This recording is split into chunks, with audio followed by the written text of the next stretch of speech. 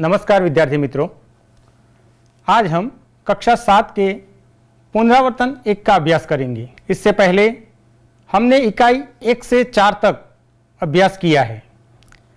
इकाई 1 में आपने चित्र के संग संग पाठ का अभ्यास किया है।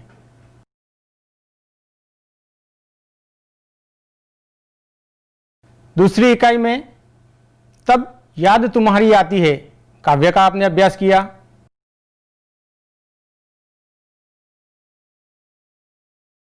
इसके बाद कुत्ते की वफादारी बहुत अच्छी तरह से पढ़ी।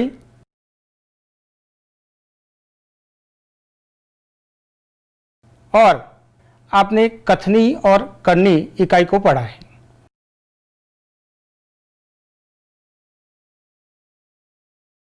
अब आज हम इन चारों इकाइयों को लेकर पुनरावर्तन करने वाले हैं, जो हमें कक्षा 7 की पुस्तक के पेज नंबर 28 पर दिया गया है। आपकी पुस्तक के पेज नंबर 28 को निकालेंगे।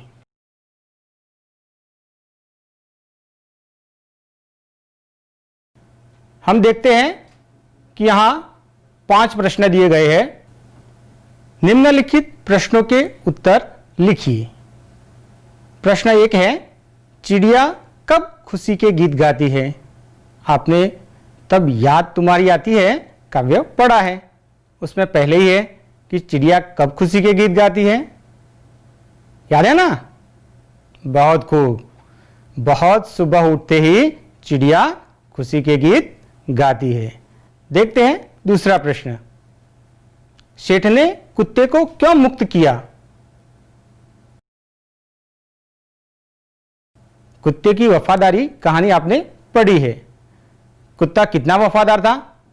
हाँ, जब चोरों ने सेठ का माल लूट लिया और ले जाकर जंगल में गाड़ दिया, कुत्ते ने उनका पीछा किया और बाद में जाकर सेठ को भौंक भौंक कर उस जगह पर ले आया जहां चोरों ने माल छिपाया था और उसे वहां से गड्ढे में से खोदकर दिखा दिया और सेठ का माल सेठ को वापस मिल गया। सेठ खुश हो गए और उन्होंने कुत्ते को मुक्त कर दिया।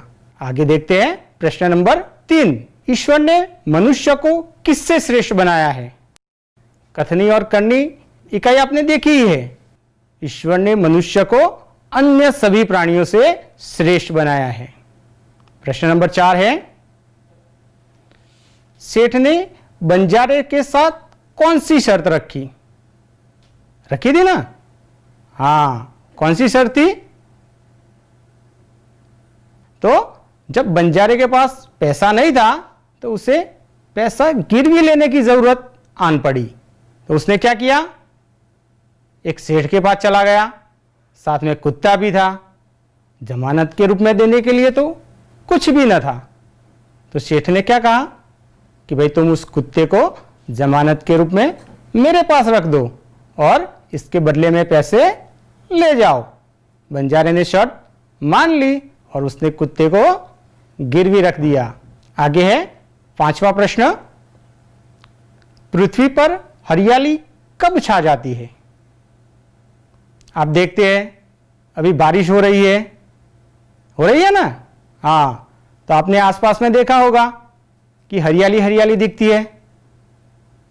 हाँ, तो जब वर्षा ऋतु में छमछम बूंदें गिरती है तब हरियाली छा जाती है।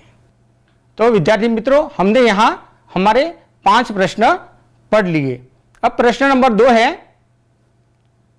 निम्नलिखित परिच्छेद को पढ़िए और सुलेखन कीजिए। अब इस परिच्छेद को हमें पढ़ना भी है और इसके साथ साथ सुंदर अक्षर में उसका लेखन भी करना है। जी मित्रों, मैं इस परिच्छेद को पढ़ता हूं, इसके बाद आपको उसका सुलेखन करना है, जो आप करके आपके माता पिता को बताएंगे। तो मैं इस परिच्छेद को पढ़ता हूं, ध्यान से सुने। हमारे देश का झंडा तिरंगा है।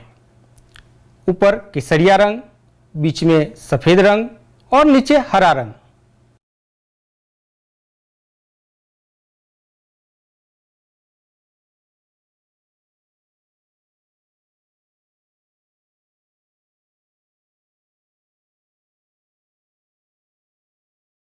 सफेद पट्टे पर बीच में एक चक्र है।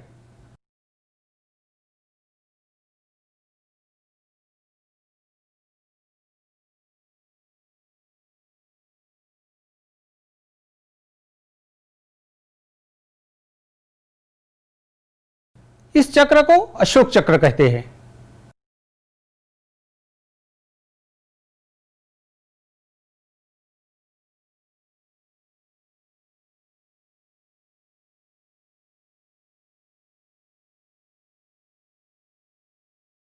झंडे के ऊपर का केसरिया रंग वीरता और बलिदान का संदेश देता है।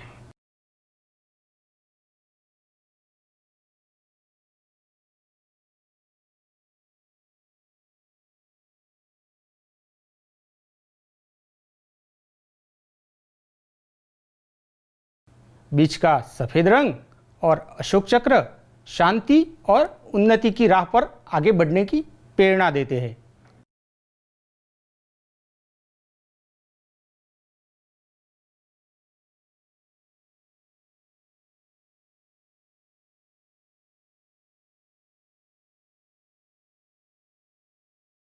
नीचे का हरा रंग विकास करते हुए समृद्धि प्राप्त करने का सूचक है।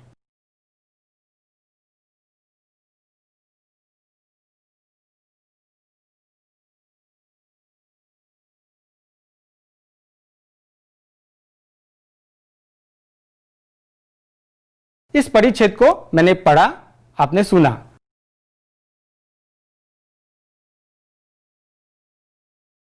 अब आगे चलते हैं प्रश्न नंबर 3 पर। विद्यार्थी मित्रों, यहां प्रश्न नंबर 3 दिया गया है, टीवी देखने से लाभ हानि विषय पर चर्चा कीजिए।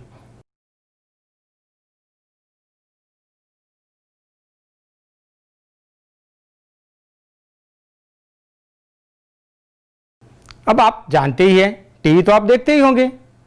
आपको टीवी पर कौन कौन से प्रोग्राम पसंद है? बहुत खूब। कार्टून भी देखते होंगे और भी कई सारी फिल्में और मनोरंजन के कार्यक्रम आप देखते ही होंगे। तो हम इस पर आज चर्चा करेंगे कि आपको टीवी देखने से क्या लाभ होंगे और इससे क्या नुकसान होने वाला है। तो जरा सोचिए, आप टीवी देखते हैं, इससे क्या लाभ होते हैं? हाँ बताइए। तो हम देखते हैं टीवी देखने के लाभ। आज हम आमने सामने बैठे हुए हैं और आप पढ़ाई कर रहे हैं, मैं पढ़ा रहा हूं, आप पढ़ रहे हैं। तो ये कैसा माध्यम हुआ? टीवी है ना, जो हमें आज जोड़ रहा है। आप घर बैठे पढ़ाई कर पा रहे हैं, इसका सबसे बड़ा कारण आज टीवी है।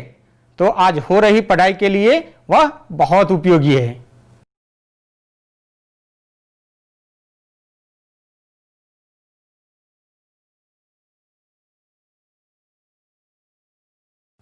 मनोरंजन का सबसे बड़ा माध्यम है टीवी। आप देखते हैं, अभी हमने कहा कार्टून भी देखते हैं और साथ में कई सारी फिल्में भी देखते हैं।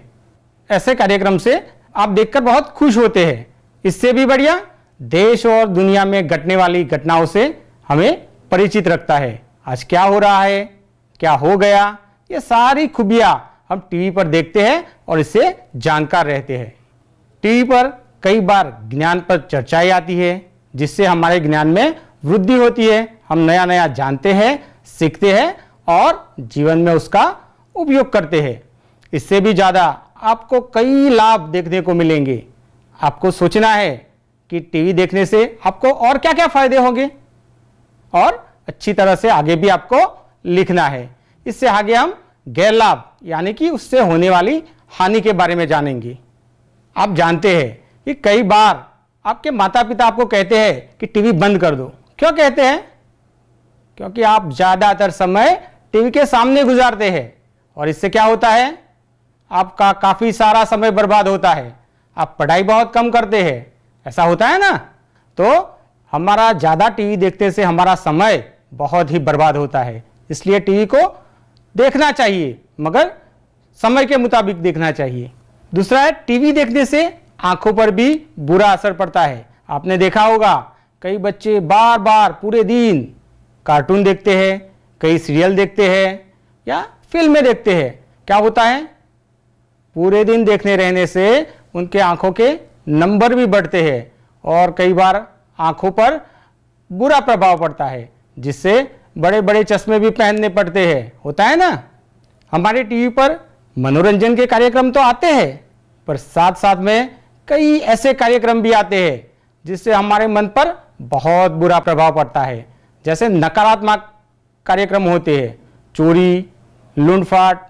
ऐसे कार्यक्रम देखने के बाद कई बार बच्चों को ऐसा भी कार्य करने की प्रेरणा मिलती है और इससे बच्चे में बुरा प्रभाव पड़ता है और वह अच्छी बातों से हटकर कई बार गलत काम भी कर देता है। टीवी ज़्यादा देखने के लगाव से पढ़ाई पर बुरा असर पड़ता है। पूरे दिन आप जब टीवी देख रहे हैं तब आप अपना पढ़ाई का काम पूरी तरह से या सही तरह से नहीं कर पाते हैं। इसके कारण आपकी पढ़ाई भी बिगड़ती है। तो मित्रों, ये हमने देखा टीवी देखने से ऐसे लाभ भी हो सकते हैं और उसके नुकसान भी हो सकता है। आपको भी सोचना है इससे ज़्यादा भी क्या फ़ायदे भी हो सकते हैं और इससे क्या नुकसान भी हो सकता है, और इसके बारे में आपको लिखना है।